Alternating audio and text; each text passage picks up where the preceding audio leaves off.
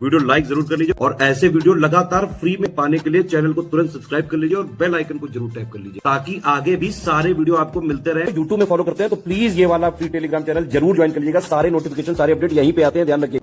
नमस्कार दोस्तों, कैसे हैं आप सभी लोग। एग्ज़ाम प्रिपरेशन में मैं प्रियंका एक बार फिर से आप सभी का स्वागत करती हूं। आई होप आप सभी लोग अच्छे होंगे, बेहतर ढंग से प्रिपरेशन भी कर रहे होंगे। तो जैसा कि हम लोगों ने इंडियन पॉलिटी के क्वेश्चन स्टार्ट किए हुए हैं, ये क्लास डेली रात को 9 बजे आती है, जिसमें आप यूपीपीएससी से रिलेटेड किसी भी एग्ज़ाम की प्रिपरेशन कर रहे हैं तो ये क्लास आपके लिए महत्वपूर्ण है, जिसमें हम लोग सेक्शन वाइज सारे क्वेश्चंस कवर कर रहे हैं। अभी हम लोग साइंस के 500 क्वेश्चन सॉल्व कर चुके हैं, इसके आगे अब पॉलिटी स्टार्ट की गई है। तो अगर आप न्यू हैं चैनल पर, विजिट कीजिए, आपको प्लेलिस्ट मिल जाएगी, आसानी से आपको सारे वीडियोज़ भी अवेलेबल रहेंगे। कोई भी प्रॉब्लम है आप कमेंट करके मुझसे पूछ सकते हैं। तो आपने अगर पिछली क्लासेस नहीं देखी है उनको भी देखिए। दोपहर 1 बजे क्लास आती है जिसमें मैं जीएस सेक्शन कवर कर रही हूँ, वो भी क्लास आप फॉलो कर सकते हैं। इसके अलावा अगर आप कंप्लीट प्रिपरेशन करना चाहते हैं यूपीपीसीएस की, आरओ री एग्ज़ाम की, या फिर अपकमिंग और भी न्यू वैकेंसीज़ हैं जैसे कि जूनियर असिस्टेंट है, एमपीपीएससी है, या यूपीपीसीएस 2025 के लिए भी आप प्री प्लस मेंस की प्रिपरेशन करना चाहते हैं, तो मैं आपको बताना चाहूँगी कि आप स्टडी फॉर सिविल सर्विसेज के पेड कोर्स को ज्वाइन कर सकते हैं, जिससे आप बेहतर ढंग से प्रिपरेशन एक ही जगह पर कर सकते हैं। कम समय में सारा स्टडी मटेरियल आपको मिलेगा। करंट अफेयर, जीएस, हिंदी, कोई भी सब्जेक्ट हो उसके लिए आपको कोई भी डाउट नहीं रहेगा। टेस्ट सीरीज, पेड क्विज सभी अवेलेबल रहेंगे। ज़्यादा जानकारी के लिए डिस्क्रिप्शन बॉक्स में नंबर दिए गए हैं, आप विजिट कीजिए और आप जो नंबर दिए गए उन पर व्हाट्सएप मैसेज भी कर सकते हैं और कॉल करके भी जानकारी ले सकते हैं। तो ये हो गई आपके कोर्स से रिलेटेड जानकारी। अब हम स्टार्ट करते हैं आज की अपनी क्लास। टोटल 100 क्वेश्चन हम लोग इस सीरीज़ के सॉल्व कर चुके हैं। आज आगे के प्रश्नों को देखेंगे। तो पहला प्रश्न है, अंडमान व निकोबार द्वीप पर निम्नलिखित उच्च न्यायालयों में से किस एक का क्षेत्राधिकार है। ऑप्शन ए है आंध्र प्रदेश, ऑप्शन बी है कलकत्ता, ऑप्शन सी है मद्रास और ऑप्शन डी है Orissa. Which one of the following high courts has the territorial jurisdiction over Andaman and Nicobar islands. इसका राइट आंसर हो जाएगा ऑप्शन बी, अंडमान निकोबार द्वीप इनमें से कलकत्ता न्यायालय के क्षेत्राधिकार में आता है। अगला प्रश्न देखिए, भारतीय संविधान की निम्न दी गई अनुसूचियों में से कौन सी एक राज्य के नामों की सूची तथा उनके राज्य क्षेत्रों का ब्यौरा देती है। ऑप्शन ए है पहली, ऑप्शन बी है दूसरी, ऑप्शन सी है तीसरी और ऑप्शन डी है चौथी। इसका राइट आंसर देखिए हो जाएगा फर्स्ट, ऑप्शन ए राइट है। 103rd क्वेश्चन है, भारतीय संविधान में नवी अनुसूची परिवर्धित हुई। ऑप्शन ए प्रथम संशोधन द्वारा, ऑप्शन बी है 8वें संशोधन द्वारा, ऑप्शन सी है 9वें संशोधन द्वारा या फिर ऑप्शन डी है 42वें संविधान संशोधन के द्वारा। इसका राइट आंसर हो जाएगा प्रथम संशोधन के द्वारा भारतीय संविधान में नवी अनुसूची जोड़ी गई थी। ये भूमि सुधार से रिलेटेड है, तो ऑप्शन ए राइट होगा। 104th क्वेश्चन है, वर्ष 1946 में गठित अंतरिम कैबिनेट की अध्यक्षता किसने की थी। ऑप्शन ए है राजेंद्र प्रसाद, ऑप्शन बी है जवाहरलाल नेहरू, ऑप्शन सी है सरदार वल्लभ भाई पटेल या फिर ऑप्शन डी है राजगोपालाचारी। इसका राइट आंसर दीजिए और सही उत्तर होगा 1946 में जो अंतरिम कैबिनेट बनी उसकी अध्यक्षता जवाहरलाल नेहरू ने की थी। अगला प्रश्न देखिए, इसमें पूछा गया है निम्नलिखित कथनों पर विचार कीजिए और इनमें से कौन से कथन सही दिए गए हैं वो उत्तर बताना है। तो पहला स्टेटमेंट देख लीजिए, भारत में संसद के दोनों सदनों की संयुक्त बैठक अनुच्छेद 108 में स्वीकृत है। सेकंड स्टेटमेंट है, लोकसभा तथा राज्यसभा की प्रथम संयुक्त बैठक वर्ष 1961 में हुई थी। थर्ड स्टेटमेंट है, भारतीय संसद के दोनों सदनों की दूसरी संयुक्त बैठक बैंक सेवा आयोग, जिसका निरसन हो चुका है, इस बिल को पारित करने के लिए की गई थी। बताने हैं कौन से स्टेटमेंट इसमें से करेक्ट हैं और ये ऑप्शंस आपको दिए गए हैं। इस प्रश्न में आप उत्तर सही करेंगे ऑप्शन बी। तीनों स्टेटमेंट करेक्ट दिए गए हैं, इसलिए आपको इन्हें याद भी कर लेना है, ऑप्शन डी राइट होगा। नेक्स्ट क्वेश्चन देखिए, जब केंद्रीय मंत्रिमंडल ने वर्ष 2002 में चुनावी सुधारों पर अध्यादेश में बिना किसी बदलाव के उसे राष्ट्रपति को वापस भेजा, तब राष्ट्रपति ने भारतीय संविधान के कौन से अनुच्छेद के अंतर्गत उसे अपनी सहमति दी। पहले तो सारे ऑप्शंस देख लीजिए। ऑप्शन ए है आर्टिकल 121, ऑप्शन बी है आर्टिकल 122, ऑप्शन सी है आर्टिकल 123 या ऑप्शन डी है आर्टिकल 124। इसका राइट आंसर हो जाएगा option C, article 123। Next question देखिए, इसके बाद संघ का यह कर्तव्य होगा कि वह बाह्य आक्रमण तथा आंतरिक गड़बड़ी से प्रत्येक राज्य की रक्षा करें। अब ऐसा प्रावधान भारतीय संविधान के किस अनुच्छेद में दिया गया है वो पूछा गया है। ऑप्शन ए है article 215, option B article 275, option C है 325 आर्टिकल, या ऑप्शन डी है आर्टिकल 355। और इसका सही उत्तर हो जाएगा ऑप्शन डी, आर्टिकल 355 में दिया गया है संघ का कर्तव्य होगा कि वह बाह्य आक्रमण और आंतरिक गड़बड़ी से प्रत्येक राज्य की रक्षा करें। अब अगला प्रश्न देखिए, इसमें सूची 1 जिसमें भारतीय संविधान के कुछ मत दिए गए हैं और इनको सूची 2 से जिसे किसी देश से अपनाया गया है इनके साथ सुमेलित करना है। तो पहली सूची में कुछ प्रावधान है वो जिस देश से लिए गए हैं उनको देखना है और इसी के अनुसार आपको ऑप्शन दिए गए हैं इनको मैच करना है। तो चलिए देख लेते हैं।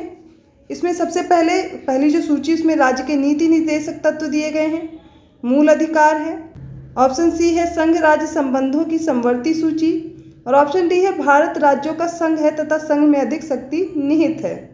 सूची 2 में जो देश दिए गए हैं इसमें ऑस्ट्रेलिया है, कनाडा है, आयरलैंड है, यूनाइटेड किंगडम और संयुक्त राज्य अमेरिका है।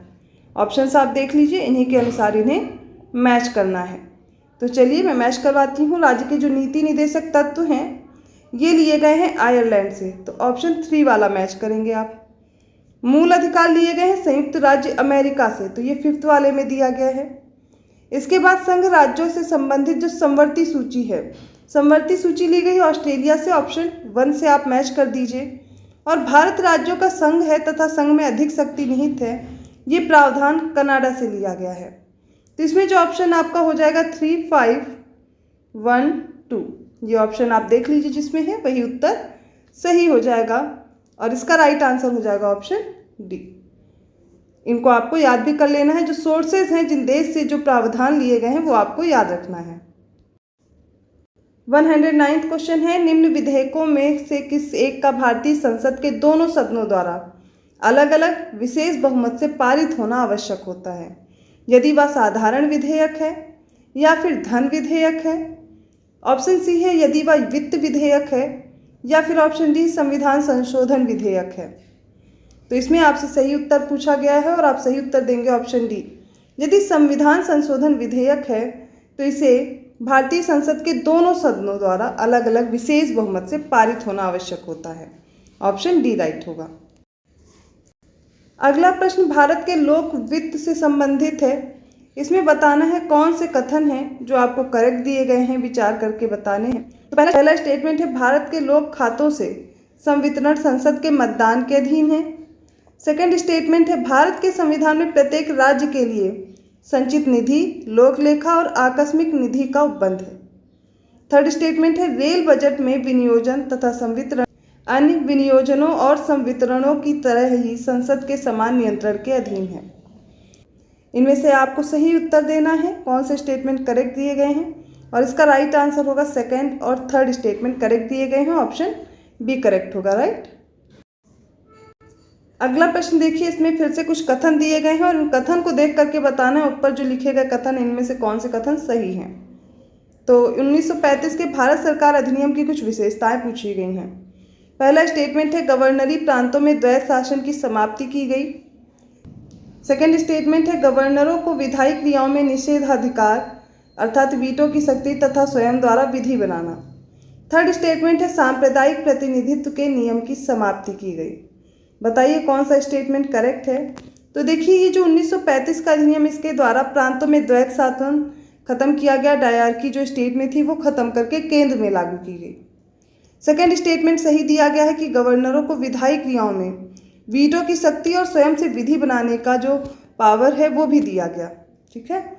नेक्स्ट है सांप्रदायिक प्रतिनिधित्व के नियम की समाप्ति, ये गलत है। यहाँ पर सांप्रदायिक प्रतिनिधित्व की समाप्ति नहीं होती है, इसलिए थर्ड स्टेटमेंट गलत हो जाएगा और ऑप्शन बी राइट है कि फर्स्ट और सेकेंड स्टेटमेंट 1935 का जो भारत सरकार अधिनियम आया था उसके लिए सही दिया गया है। 112th क्वेश्चन है, निम्नलिखित कथनों पर विचार कीजिए और सारे कथन देख करके बताना है कौन सा ऑप्शन आपको करेक्ट दिया गया है। तो पहला स्टेटमेंट है जिले में सबसे बड़ी फौजदारी अदालत जिला एवं सत्र न्यायाधीश की अदालत होती है। सेकंड स्टेटमेंट है जिला न्यायाधीशों की नियुक्ति राज्यपाल द्वारा उच्च न्यायालय के परामर्श से की जाती है। थर्ड स्टेटमेंट है जिला न्यायाधीश बनने के लिए एक व्यक्ति को 7 वर्ष या उससे अधिक का विधि कार्य का अनुभव होना चाहिए। फोर्थ स्टेटमेंट जब सत्र न्यायालय मौत की सजा देता है तो इसका कार्यान्वयन करने से पहले इसे उच्च न्यायालय से अनुमोदित होना चाहिए। इनमें से कौन से स्टेटमेंट आपको करेक्ट दिए गए हैं वो बताना है। तो इस प्रश्न में सारे ही उत्तर आपको सही दिए गए हैं, सारे स्टेटमेंट करेक्ट हैं। देखिए, जो जिले में सबसे बड़ी फौजदारी अदालत होती है जिला सत्र न्यायाधीश की अदालत होती है, अर्थात जिला एवं सत्र न्यायाधीश की अदालत होती है। और नेक्स्ट आप देखेंगे जो जिला न्यायाधीश की नियुक्ति है वो राज्यपाल द्वारा की जाती है, लेकिन ये हाई कोर्ट से परामर्श लेकर के होती है। थर्ड स्टेटमेंट था कि जो न्यायाधीश जिला न्यायाधीश बनेगा उसके लिए जो एलिजिबिलिटी है तो उसको 7 वर्ष या उससे अधिक जो विधि कार्य का अनुभव भी होना चाहिए। और इसके अलावा यदि सत्र न्यायालय मौत की सज़ा देता है, किसी को सज़ा सुनाता है, तो सबसे पहले उसे उच्च न्यायालय से अनुमोदित भी होना चाहिए। इसलिए सारे स्टेटमेंट करेक्ट हैं और इसमें ऑप्शन डी राइट होगा, 1 2 3 4 राइट। अगला प्रश्न देखते हैं, 113 क्वेश्चन है, निम्नलिखित कथनों पर विचार कीजिए और इन कथनों को सबसे पहले देखते हैं और फिर बताना है कौन सा कथन सत्य है। तो पहला स्टेटमेंट है लोकसभा के अध्यक्ष को यह अधिकार है कि वह लोकसभा को अनिश्चित काल के लिए विघटित कर सकता है, परंतु सत्रावसान के उपरांत सदन का सत्र आहूत करने का अधिकार केवल राष्ट्रपति को है। सेकेंड स्टेटमेंट है जब तक भंग नहीं किया जाता है या कार्यकाल का विस्तार नहीं होता तब तक 5 साल की अवधि अंत में लोकसभा का स्वतः विघटन होता है, भले ही राष्ट्रपति द्वारा विघटन का कोई औपचारिक आदेश जारी न किया गया हो। थर्ड स्टेटमेंट है लोकसभा का अध्यक्ष इसके विघटित होने के उपरांत तब तक इसका अध्यक्ष बना रहता है जब तक नई लोकसभा का प्रथम सत्र नहीं हो जाता है। अब बताना है इस प्रश्न में कौन सा उत्तर सही होगा। नीचे आपको ऑप्शन दिए गए हैं इन्हीं के अनुसार, और इसमें तीनों ही स्टेटमेंट करेक्ट हैं, इसलिए ऑप्शन डी राइट होगा। तीनों ही स्टेटमेंट जो मैंने आपको बताए हैं इनको आपको याद करना है, ये करेक्ट हो जाएंगे। अगले प्रश्न की ओर बढ़ते हैं। 114 क्वेश्चन है, निम्नलिखित कथनों पर विचार करके बताना कौन सा एक कथन सही नहीं है। एक ऑप्शन आपको इनकरेक्ट देना है। तो पहला स्टेटमेंट है या पहला ऑप्शन है लोकसभा में अविश्वास प्रस्ताव अर्थात नो कॉन्फिडेंस मोशन प्रस्तुत करने के लिए ऐसे कारण जिन पर वह आधारित है देना आवश्यक है। ऑप्शन बी है लोकसभा में अविश्वास प्रस्ताव को स्वीकृत करने के लिए नियमों में ग्राह्यता की कोई शर्तें निर्धारित नहीं की गई हैं। ऑप्शन सी है यदि किसी अविश्वास प्रस्ताव को स्वीकृत कर लिया जाए तो अनुमति मिलने के 10 दिन के भीतर उस पर कार्यवाही करना अनिवार्य है। और ऑप्शन डी राज्यसभा किसी अविश्वास प्रस्ताव को ग्रहण करने के लिए सशक्त नहीं है। इनमें से इनकरेक्ट ऑप्शन चूज करना है और उसका आंसर राइट हो जाएगा ऑप्शन ए। लोकसभा में अविश्वास प्रस्ताव प्रस्तुत करने के लिए ऐसे कारण जिन पर वह आधारित है देना आवश्यक है। ये ऑप्शन आपको गलत दिया गया है, बाकी सारे स्टेटमेंट करेक्ट है, ऑप्शन ए राइट हो जाएगा। 115 क्वेश्चन है, यहाँ पे 151 लिख गया, 115 होगा। मॉन्टेग्यू चेम्सफोर्ड सुधारों का गठन किस आधार पर किया गया था। ऑप्शन ए भारत परिषद अधिनियम 1909, ऑप्शन बी है भारत शासन अधिनियम 1919, ऑप्शन सी है भारत शासन अधिनियम 1935 या फिर ऑप्शन डी है भारतीय स्वतंत्रता अधिनियम 1947। तो मॉन्टेग्यू चेम्सफोर्ड सुधारों का गठन भारत शासन अधिनियम 1919 के तहत किया गया था, ऑप्शन बी। भारत के उपराष्ट्रपति को पदच्युत करने का संकल्प निम्नलिखित में से कहाँ प्रस्तावित किया जा सकता है। The resolution for removing the vice president of India can be moved in the, option A है लोकसभा में, ऑप्शन बी संसद के किसी भी सदन में, ऑप्शन सी संसद की संयुक्त बैठक में या फिर केवल राज्यसभा में। और इसका सही उत्तर हो जाएगा ऑप्शन डी केवल राज्यसभा में, ऑप्शन डी राइट होगा। 117 क्वेश्चन है भारत के संविधान में संबंधित निम्नलिखित युग्मों में से कौन सा एक सही सुमेलित नहीं है। तो ऑप्शन ए देख लीजिए, 1 समवर्ती सूची में दिया गया है, बी जो शेयर बाजार है ये समवर्ती सूची में आता है, ऑप्शन सी है डाकघर बचत बैंक संघीय सूची का विषय है और ऑप्शन डी लोक स्वास्थ्य राज्य सूची का विषय है। अब इनमें से कौन सा सुमेलित नहीं है ये बताना है। तो देखिए हमारे संविधान में 3 प्रकार की सूचियों का उल्लेख है। पहली संघ सूची है, दूसरी राज्य सूची और तीसरी समवर्ती सूची है। संघ सूची में वही विषय आते हैं जिन पर कानून बनाने का अधिकार सिर्फ केंद्र को है। राज्य सूची में वे विषय दिए गए हैं जिन पर कानून बनाने का अधिकार राज्य को है। लेकिन समवर्ती सूची में ऐसे विषय हैं जिन पर कानून बनाने का अधिकार राज्य को भी है और केंद्र को भी है। अब यहाँ पर देखिए कौन सा आपको उत्तर सही करना है जो सुमेलित नहीं है, वो हो जाएगा ऑप्शन बी। शेयर बाजार दिया गया समवर्ती सूची में, जबकि यह केंद्र सूची अर्थात संघीय सूची का विषय है। ऑप्शन बी करेक्ट है, राइट। ये गलत दिया गया है, यही राइट आंसर हो जाएगा। अगला प्रश्न देखिए, इन कथनों को देख करके सही उत्तर देना है। तो बताना है निम्नलिखित कार्यों पर विचार कीजिए और बताइए भारत के चुनाव आयोग के कौन कौन से कार्य होते हैं। पहला स्टेटमेंट देख लेते हैं। स्वतंत्र तथा निष्पक्ष निर्वाचन का अधीक्षण करना, निदेशन तथा उसका संचालन करना। सेकेंड स्टेटमेंट है संसद राज्यों के विधायकों, राष्ट्रपति तथा उपराष्ट्रपति के चुनावों की निर्वाचक नामावली तैयार करना। थर्ड स्टेटमेंट है चुनाव लड़ने वाले व्यक्तियों तथा राजनीतिक दलों को चुनाव चिन्ह देना, राजनीतिक दलों को मान्यता देना। फोर्थ स्टेटमेंट है चुनाव विवादों में अंतिम निर्णय की उद्घोषणा करना। इनमें से बताना है भारत के चुनाव आयोग के कौन कौन से कार्य हैं। पहला, दूसरा, तीसरा, चौथा, ये सारे स्टेटमेंट देखिए और इनका सही उत्तर देने की कोशिश कीजिए। इसका राइट आंसर होगा ऑप्शन ए। इसमें पहला, दूसरा, तीसरा तीनों स्टेटमेंट सही दिए गए, अर्थात ये तीनों कार्य हैं भारत के चुनाव आयोग की। लेकिन जो चुनाव विवाद होते हैं उसका अंतिम निर्णय सर्वोच्च न्यायालय देता है, ना कि भारत का चुनाव आयोग। तो इसलिए फोर्थ स्टेटमेंट इनकरेक्ट है। बाकी सारे कार्य चुनाव आयोग के हैं, ये आपको लर्न करना है। नेक्स्ट क्वेश्चन है भारत के संविधान के निम्नलिखित अनुच्छेदों में से किसके अनुसार प्रत्येक राज्य की कार्यपालिका शक्ति के प्रयोग में कोई अड़चन ना हो या उस पर कोई प्रतिकूल प्रभाव ना पड़े। ऑप्शन है article 257, option B article 258, option C है आर्टिकल 355 या फिर ऑप्शन डी है आर्टिकल 356। इसका सही उत्तर बताना है और राइट आंसर हो जाएगा आर्टिकल 257। तो आज के सेट का ये लास्ट क्वेश्चन है। सूची 1 में भारत के संविधान के कुछ अनुच्छेद दिए गए हैं और सूची 2 में उससे संबंधित कुछ उपबंध दिए गए हैं और इनको आपस में मैच करना है। तो भारतीय संविधान के अनुच्छेद कौन कौन से हैं? आर्टिकल 14 दिया गया है, आर्टिकल 15 दिया गया, आर्टिकल 16 और आर्टिकल 17 दिया गया है और ये आपको ऑप्शंस दिए गए हैं, इनके अनुसार इन्हें मैच करना है, सही उत्तर देना है। चलिए मैं एक बार पढ़ के बता देती हूँ कौन कौन से उपबंध हैं। तो पहला है राज्य किसी नागरिकों के विरुद्ध केवल धर्म, मूल वंश, जाति, लिंग, जन्म स्थान या इनमें से किसी भी आधार पर कोई विभेद नहीं करेगा। ये किस आर्टिकल में दिया गया है आपसे पूछा गया है। इसी तरह दूसरा भी देख लीजिए, राज्य भारत के राज्य क्षेत्र में किसी व्यक्ति को विधि के समक्ष समता से या विधियों के समान संरक्षण से वंचित नहीं करेगा।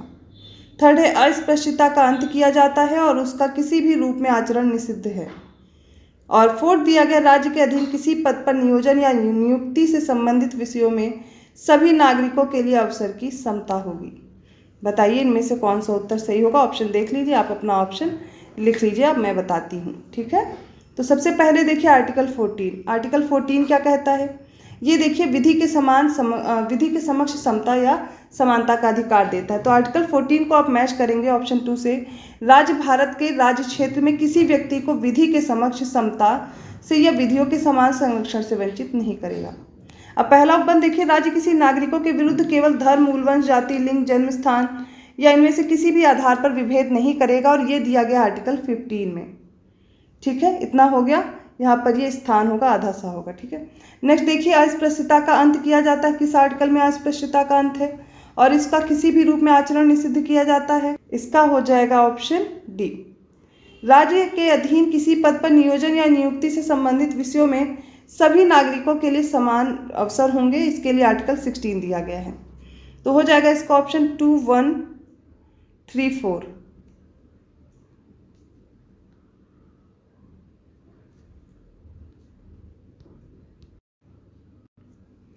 यहाँ पे आपको ऐसा ऑप्शन नहीं दिया गया है तो आप ऑप्शन अपना कर लीजिए। 2, 1, 3, 4 इज़ द राइट आंसर। ये अलग से आप लिख लीजिए और इसको प्रिपेयर कर लीजिए, ठीक है। तो एक बार फिर से देख लीजिए, आर्टिकल 14 में क्या आएगा? विधि के समक्ष समता या समानता से रिलेटेड है, तो ये आर्टिकल 14 में हो जाएगा। और आर्टिकल 15 में क्या होगा? राज्य किसी नागरिक के विरुद्ध केवल धर्म, मूल वंश, जाति, लिंग, जन्म स्थान के आधार पर विभेद नहीं करेगा। आर्टिकल 16 में आप देखेंगे राज्य के अधीन अर्थात किसी भी पद पर नियोजन के लिए या नियुक्ति से संबंधित विषय दिए गए हैं, समान अवसर प्रदान किए जाएंगे। और आर्टिकल 17 में अस्पृश्यता का अंत दिया गया है। ये आपके राइट आंसर्स होंगे। तो आज हम लोगों ने पॉलिटी से रिलेटेड और 20 प्रश्नों को हल किया है। आई होप आपको समझ में आए होंगे। आज के किसी भी प्रश्न में आपको डाउट है, आप कमेंट करके कमेंट सेक्शन में पूछ सकते हैं, मैं उसको जल्द ही क्लियर करूंगी, या फिर आपको कोई सुझाव भी है वो भी आप मुझे कमेंट करके बता सकते हैं।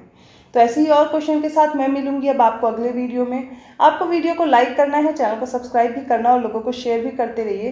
इसके साथ साथ आप अगर कम्पिटिटिव एग्जाम की प्रिपरेशन करना चाहते हैं बेहतर ढंग से, यूपीपीएससी से रिलेटेड कोई भी एग्जाम है, आरओ का एग्जाम है प्री प्लस मेंस, यूपीपीसीएस का प्री प्लस मेंस, या फिर आप इलाहाबाद हाई कोर्ट का जो एग्ज़ाम है आरओ का, एमपीपीएससी, किसी भी स्टेट पीसीएस की एग्ज़ाम प्रिपरेशन करना चाहते हैं इस एग्ज़ाम की, तो आपको स्टडी फॉर सिविल सर्विसेज के द्वारा पेड कोर्स प्रोवाइड किए जा रहे हैं, जिसमें आप कम समय में बेहतरीन तरीके से लेटेस्ट ट्रेंड और पैटर्न को ध्यान में रखते हुए प्रिपरेशन कर सकते हैं। अगर आप पेड कोर्स नहीं ज्वाइन कर सकते तो स्टडी फॉर सिविल सर्विसेज का फ्री कोर्स अवेलेबल है। आप स्टडी फॉर सिविल सर्विसेज के मेन चैनल पर जाएंगे, आपको प्लेलिस्ट मिल जाएगी, मैंने आपको बताया भी हुआ है कैसे मिलेगी। या फिर आप किसी कोर्स की जानकारी लेना चाहते हैं तो डिस्क्रिप्शन बॉक्स में नंबर दिए गए हैं, आप उनके ज़रिए से हमसे कांटेक्ट कर सकते हैं। तो ऐसे ही और क्वेश्चन के साथ मैं मिलती हूँ अगली वीडियो में, तब तक के लिए धन्यवाद।